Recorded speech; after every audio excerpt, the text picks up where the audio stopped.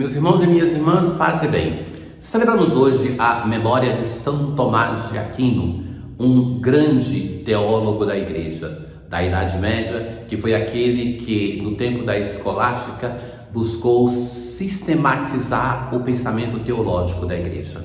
Um autor muito fecundo, que depois, com o passar do tempo, no Concílio, sobretudo de Trento, que vai escolher a sua teologia como a teologia oficial da Igreja. Depois chega o Concílio Vaticano II, não tem mais o título de teologia oficial da Igreja, mas é sempre uma grande fonte da teologia que inspirou a doutrina da Igreja até os nossos tempos.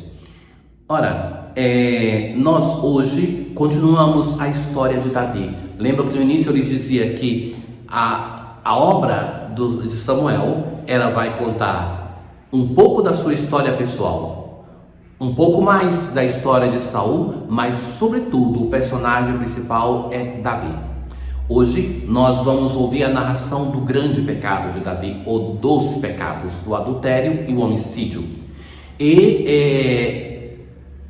A narração do pecado, ela é breve, mas serve também para mostrar, por um lado, que nem mesmo o rei de Israel é poupado do pecado e da descrição que se faz desse pecado. Mas depois nós vamos ver que, junto ao seu arrependimento, nós temos também a descrição da misericórdia de Deus, que não abandona o seu filho. Então, Davi, ele envia Joabe com os seus oficiais e todo Israel, e eles devastaram o país dos Moabitas. E ele então estava olhando e vê uma mulher que se banhava. Era uma mulher muito bonita. Davi procurou saber quem era essa mulher e ficou sabendo que era Betsabeia, filha de Eliã, mulher do Hitita Urias. Então Davi enviou mensageiros para que a trouxessem. É interessante assim os passos que vão descrevendo, que fazem que Davi tenha de fato a intenção de pecar. Então ela veio e ele deitou-se com ela. E depois ela mandou dizer para ele que estava grávida.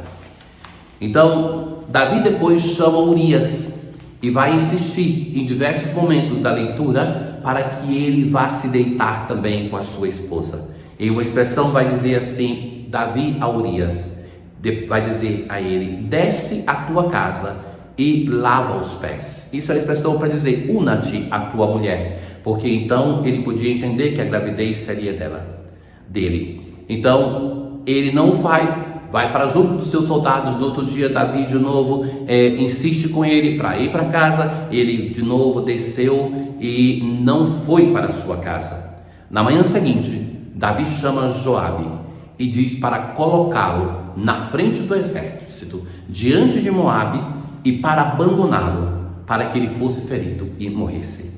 E assim Joabe vai fazer. Então coloca ao lado dele grandes soldados e eles abandonam. Então Urias é ferido e ele morre, e assim ele comete o seu segundo pecado.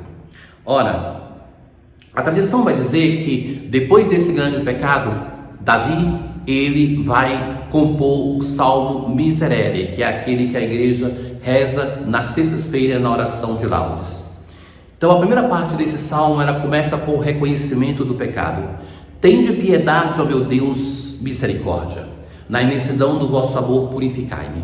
Ou seja, tende piedade, purificai-me, lavai-me, apagai completamente a minha culpa. Eu reconheço toda a minha iniquidade, o meu pecado está sempre à minha frente. Então o reconhecimento do seu pecado, e que isso aqui ele vai dizer de diversos modos: foi contra vós, só contra vós que eu pequei e pratiquei o que é mal aos vossos olhos. Mostrais assim quanto sois justo na sentença e quanto é reto o julgamento que fazeis. Vede, Senhor, que eu nasci na iniquidade e pecador já minha mãe me concebeu. Fazei-me ouvir cantos de festa e de alegria. Então já se demonstra aqui um sentimento de que foi perdoado. Fazei-me ouvir cantos de festa e alegria, e exultarão esses meus ossos que esmagastes, a alegria do perdão recebido. Desviai o vosso olhar dos meus pecados e apagai todas as minhas transgressões. Na aclamação ao Evangelho de hoje, nós rezaremos assim: Graças te dou, ó Pai, Senhor do céu e da terra, pois revelastes o mistério do teu reino aos pequenos, escondendo-os aos doutores. Então, é a força desse reino pequeno que Jesus hoje vai falar nas parábolas que nós escutaremos. O reino que se mostra aos pequenos, mas que tem um vigor. Então, Jesus vai dizer: o reino dos céus é como quando alguém espalha a semente na terra. Ele vai dormir e acorda, noite e dia, e a semente vai germinando e crescendo, mas ele não sabe como isso acontece. A terra por si mesma produz o fruto. Jesus gosta de contar parábolas e elementos da agricultura. É o seu ambiente, os seus interlocutores entendem o que ele está falando. Então, primeiro vem a espiga, depois se enche dos grãos. Quando as espigas estão maduras, o homem mete a foice e então colhe. A colheita chegou. Então, o reino de Deus tem uma força própria, que é semelhante àquela força da terra, que quem planta não sabe como está acontecendo, mas dia e noite, enquanto ele está cuidando de outras coisas, a terra está alimentando, está apodrecendo, alimentando aquela semente para que ela possa germinar e produzir outros grãos. A segunda comparação: com que mais poderemos comparar o reino de Deus? Que parábola usaremos para representá-lo? O reino de Deus é como um grão de mostarda, que ao ser semeado na terra é a menor de todas as sementes da terra. Quando é semeado, cresce e se torna maior do que todas as hortaliças, e estende ramos tão grandes que os pássaros do céu podem abrigá-los à sua sombra.